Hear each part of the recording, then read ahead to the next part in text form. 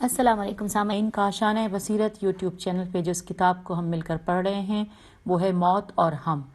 شروع کے 15 صفحات ہم نے آڈیو نمبر 1 پارٹ نمبر 1 میں مکمل کر لیے۔ اب آئیے اس سے آگے چلتے ہیں۔ یہاں پر لکھا ہے محتضر سے یہ دعا پڑھوا دیں۔ اب جو یہ دعا ہے یہ ہمیں ملے گی کتاب اصول کافی جلد نمبر 7 اور صفحہ نمبر 2 پہ، اور یہاں پر ہی میں اس کا ترجمہ پڑھ کے آپ لوگوں کے ساتھ شیئر کرنے جا رہی ہوں کہ اے اللہ، اے آسمانوں اور زمین کے پیدا کرنے والے، مہربان نہایت رحم کرنے والے، میں اس دنیا کے گھر میں تجھ سے عہد کرتا ہوں اور گواہی دیتا ہوں کہ تیرے سوا کوئی معبود نہیں، تو واحد ہے جس کا کوئی شریک نہیں، اور حضرت محمد صلی اللہ علیہ وآلہ وسلم تیرے بندے اور رسول ہیں۔ حق جنت حق ہے، جہنم حق ہے، مردوں کا دوبارہ اٹھایا جانا حق ہے، قضاء و قدر اور میزان اعمال حق ہیں، اور دین اور اسلام ویسے ہی ہیں جیسے تو نے مقرر کیا ہے۔ قرآن اسی طرح ہے جس طرح تو نے نازل فرمایا ہے۔ بے شک تو حقیقی معبود ہے۔ خدایا تو ہماری طرف سے حضرت محمد صلی اللہ علیہ وآلہ وسلم کو جزائے خیر دے، اور تو محمد صلی اللہ علیہ وآلہ وسلم اور آل محمد علیہم السلام پر درود و سلام بھیج۔ اے اللہ تو میری تکلیفوں میں میرا زاد راہ ہے، سختیوں کے موقع پر میرا ساتھی ہے، میری نعمتوں کا ولی اور سرپرست ہے، میرا اور میرے آباء و اجداد کا معبود ہے۔ مجھے پلک جھپکنے کے لیے بھی میرے نفس کے حوالے نہ کر، ورنہ میں شر سے قریب اور خیر سے دور ہو جاؤں گا۔ میری قبر کی وحشت میں میرا ساتھی بن، جس دن میں تجھ سے ملوں اس دن میرے لیے عہد قرار دے۔ اور اب ہم صفحہ نمبر 17 پر آ گئے ہیں۔ لکھا ہے جان کنی کے عالم میں بیمار کے سرہانے، یہ سرہانے پر دعائے عدیلہ پڑھنے کی بھی تاکید کی گئی ہے۔ اب اس کے بعد ہیڈنگ نظر آ رہی ہے، وہ ہے روح کے جسد کے ساتھ ملاقات۔ روح کی جسد کے ساتھ، جسم یعنی جسم کے ساتھ ملاقات۔ دنیا میں کئی سالوں تک جسم کے ساتھ رہنے کی وجہ سے مرنے کے بعد بھی روح جسم کو نہیں بھولتی اور گاہے بگاہے اس کے پاس آتی ہے، اور وہاں کے حالات سے باخبر ہوتی ہے۔ رسول صلی اللہ علیہ وآلہ وسلم سے روایت ہے کہ جب انسان کے جسم سے روح پرواز کر جاتی ہے اور جسم کو دفن کر دیا جاتا ہے تو 3 دن کے بعد روح خدا سے اجازت لے کر بدن کے پاس آتی ہے، اور جب دیکھتی ہے کہ منہ اور ناک سے پانی بہہ رہا ہے تو کافی دیر تک روتی ہے اور جسم سے مخاطب ہو کر کہتی ہے کہ اے میرے بیچارے دوست، کیا دنیا میں اس دن کے بارے میں سوچا تھا؟ سوالیہ نشان۔ کیا اس دہشت آور پشیمانی اور غم و اندوہ سے بھری منزل کا سوچا تھا؟ یہ کہہ کر قبر سے چلی جاتی ہے۔ 5ویں دن روح پھر خدا سے اجازت لیتی ہے کہ خدایا مجھے اجازت دے تاکہ میں اپنے جنازے کی حالت دیکھوں، اور اجازت ملنے پر قبر کی طرف جاتی ہے اور دور سے قبر میں پڑے ہوئے جسم کو دیکھتی ہے کہ اس کے منہ، ناک اور کانوں سے خون بہہ رہا ہے اور چہرہ بھی خونی ہے، تو بہت روتی ہے اور جسم کی حالت پر ترس کھاتی ہے اور کہتی ہے کہ اے میرے جسم، کیا زندگی میں اس دکھ درد بھری منزل جہاں کیڑے مکوڑے، بچھو اور سانپ وغیرہ جیسے موذی جاندار تجھے کھا لیں گے کی فکر کی تھی؟ سوالیہ نشان۔ کیا اس بات کا سوچا تھا کہ تمہارے اعضاء گل سڑ جائیں گے؟ سوالیہ نشان۔ یہ کہہ کر پھر وہ چلی جائے گی۔ آگے پیراگراف میں لکھا ہے کہ 7ویں دن پھر روح اپنے پروردگار سے اذن مانگتی ہے کہ خدا بندہ، میں اپنے جسم کی حالت کو دیکھنا چاہتی ہوں۔ دور سے اپنے جسم کو دیکھتی ہے اور دیکھتی ہے کہ کیڑے پڑے ہوئے ہیں، تو پھر کافی دیر تک روتی ہے اور کہتی ہے کہ اے جسم، دنیا میں جب تم اپنے خاندان، بال بچوں اور رشتہ داروں کے ساتھ تھے تو اس دن کی فکر کی تھی؟ سوالیہ نشان۔ ہم آ گئے ہیں پیج 18 پر۔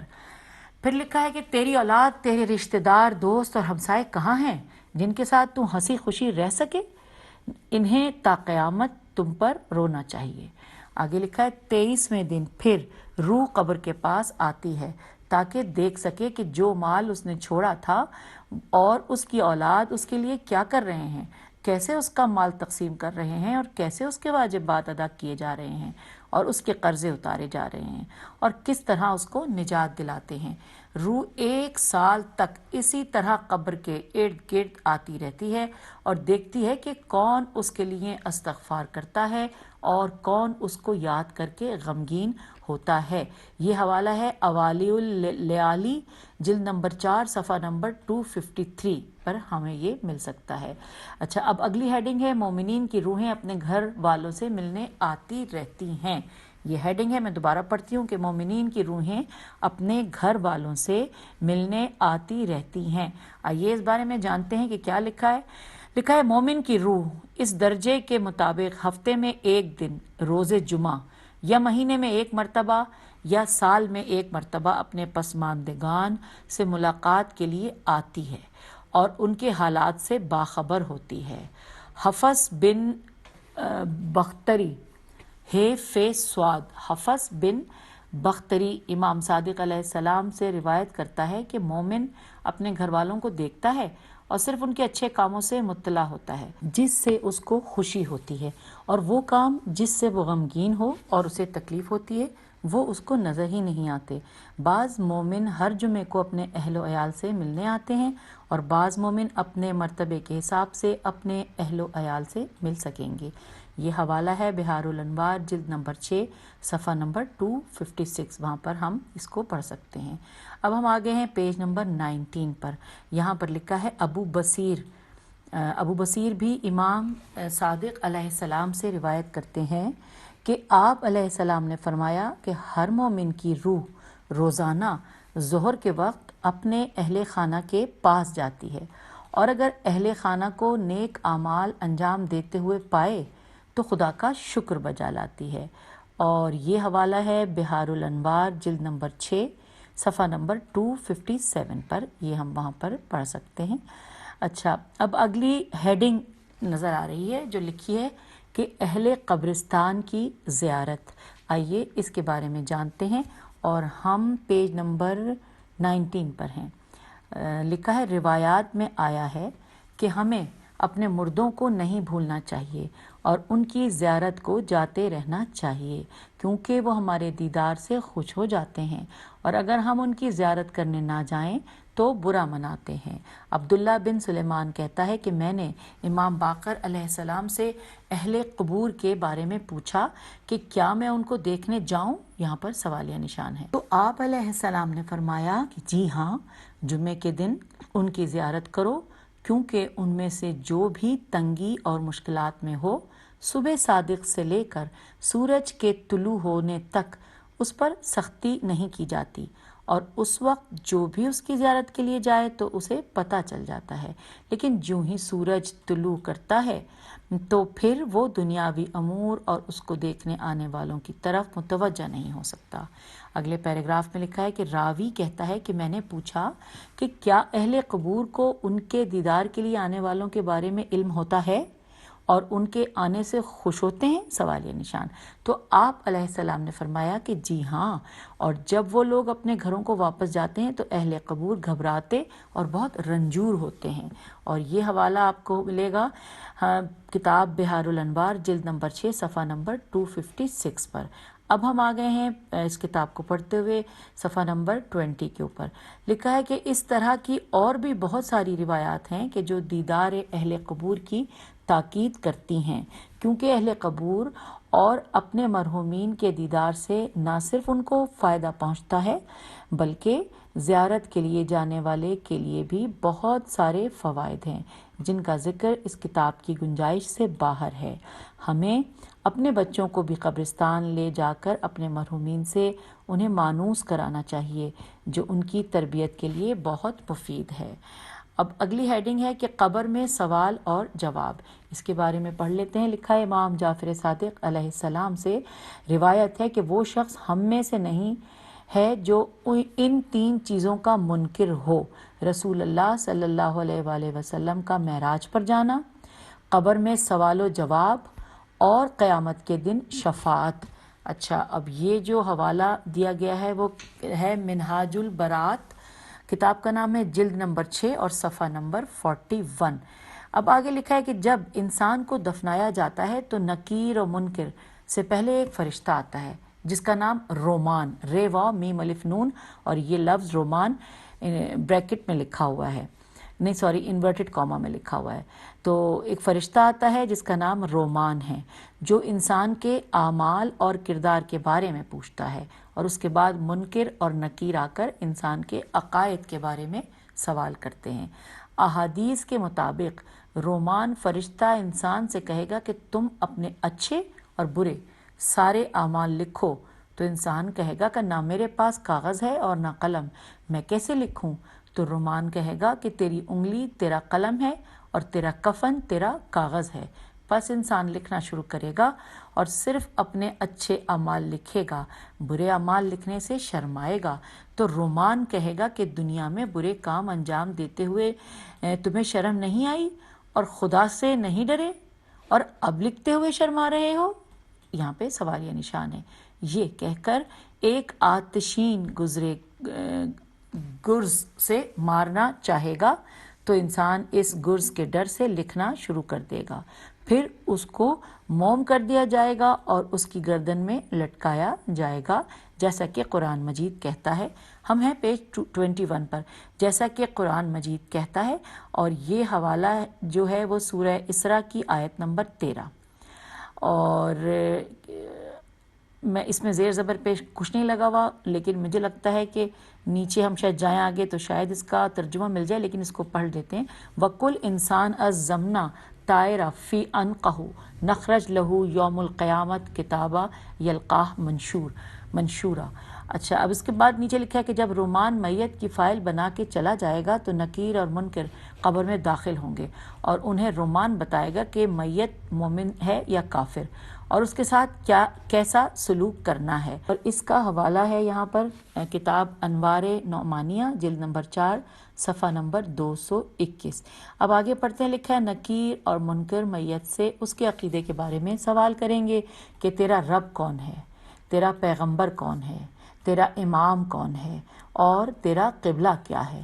اگر میت مومن ہو تو ان سوالوں کا جواب آسانی سے دے سکے گا، یہاں تک کہ اس کی قبر سے ایک دروازہ کھلے گا جہاں سے جنت کی خوشبوئیں آئیں گی، اور اس کی قبر نورانی ہوگی، اور اس کی قبر جہاں تک اس کی نظر جائے گی وسیع ہوگی۔ مومن خدا سے کہے گا کہ خدایا جلد قیامت برپا ہو تاکہ میں اپنے اہل و عیال سے مل سکوں۔ اگلا پیراگراف ہے کہ لیکن اگر میت مومن نہ ہو تو وہ ان سوالوں کا جواب نہیں دے سکے گا، اور کہے گا مجھے نہیں معلوم کہ میرا رب کون ہے، میرا پیغمبر کون ہے، میرا امام کون ہے، اور میرا قبلہ کیا ہے۔ اس دوران نکیر و منکر ایسا گرز اس کے سر پر ماریں گے کہ جن و انس کے علاوہ ساری مخلوقات اس کی آواز کو سنیں گی اور خوف زدہ ہو جائیں گی۔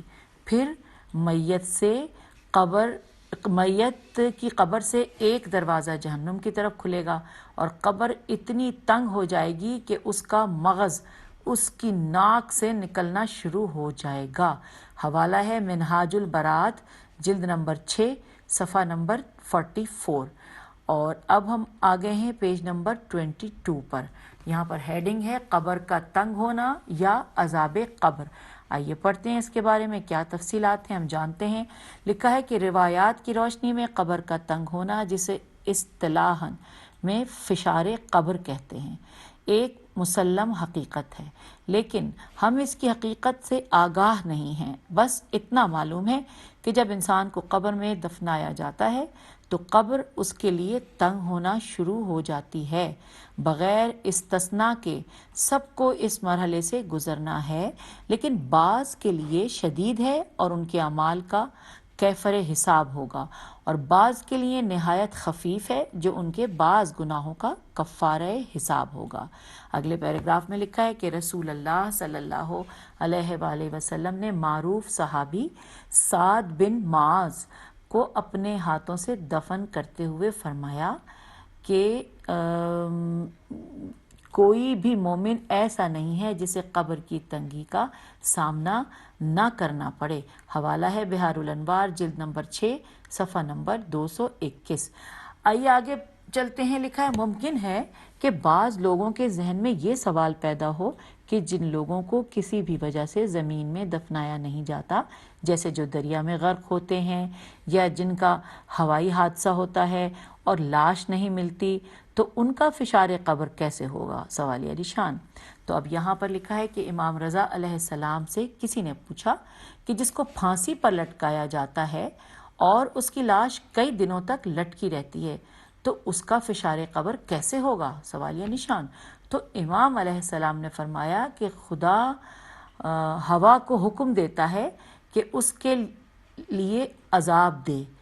تو اس حدیث سے واضح ہو جاتا ہے کہ انسان کی لاش کہیں پر بھی ہو، شب اول، قبر یا موت کے بعد پہلی رات میت کو عذاب کا سامنا کرنا پڑتا ہے، اگرچہ وہ دفن نہ بھی ہوا ہو۔ اب جو ہیڈنگ ہے وہ ہے وہ اعمال جو قبر کی تنگی کا باعث بنتے ہیں۔ ہم پیج نمبر 23 پر آ گئے ہیں۔ لکھا ہے روایات کی روشنی میں درج ذیل امور فشار قبر کا سبب بنتے ہیں۔ نمبر 1، نجاست، خاص کر پیشاب کی نجاست کے بارے میں بے پرواہ ہونا۔ 2، اہل و عیال کے ساتھ بد اخلاقی۔ سعد بن معاذ جو بہت ہی نیک صحابی تھا اور رسول خدا صلی اللہ علیہ وآلہ وسلم کے ساتھ کئی جنگوں میں شرکت کی، جنگ خندق میں زخمی ہوا، رسول اللہ صلی اللہ علیہ وآلہ وسلم ہر روز اس کی عیادت کے لیے جاتے تھے۔ جس دن سعد اس دنیا سے رخصت ہوا تو جبرائیل علیہ السلام نے رسول اللہ صلی اللہ علیہ وآلہ وسلم کی خدمت میں حاضر ہو کر پوچھا کہ یہ کون وفات پایا ہے؟ کیا آسمان کے فرشتے اس کی روح کے بارے میں ایک دوسرے کو خوشخبری دے رہے ہیں؟ سوالیہ نشان ہے یہاں پر۔ تو رسول خدا مسجد چلے گئے تو پتہ چلا کہ سعد وفات پا گیا ہے، تو آپ صلی اللہ علیہ وآلہ وسلم نے خود تابوت کو کندھا دیا اور قبر میں اتر کر اپنے ہاتھوں سے اس کو دفنایا۔ تو سعد کی ماں نے کہا کہ اے سعد، جنت تمہیں مبارک ہو۔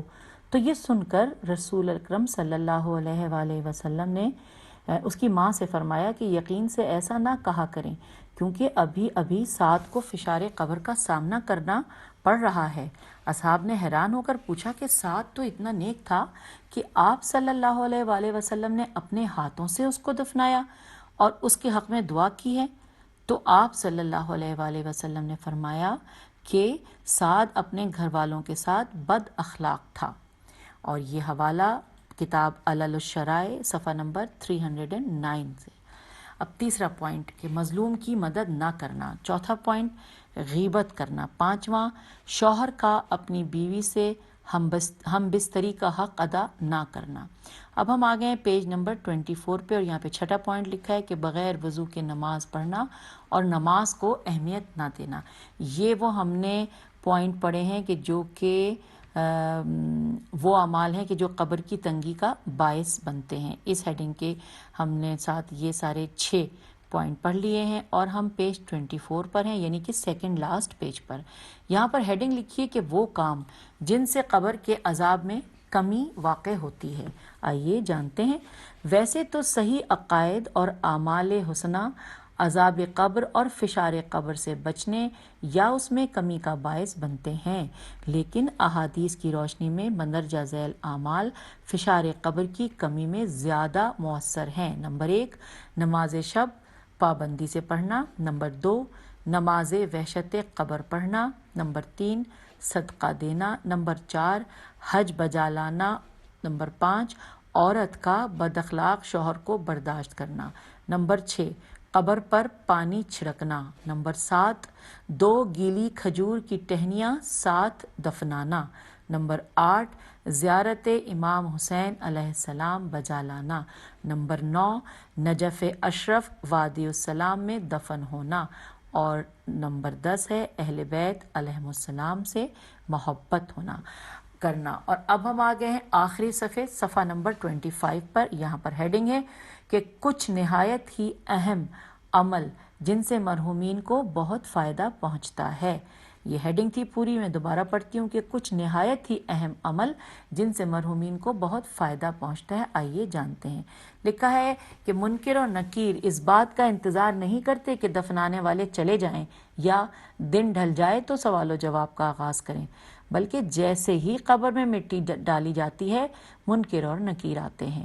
روایات میں ملتا ہے کہ میت تدفین کرنے والوں کے قدموں کی آواز سن رہا ہوتا ہے کہ منکر اور نکیر آ جاتے ہیں۔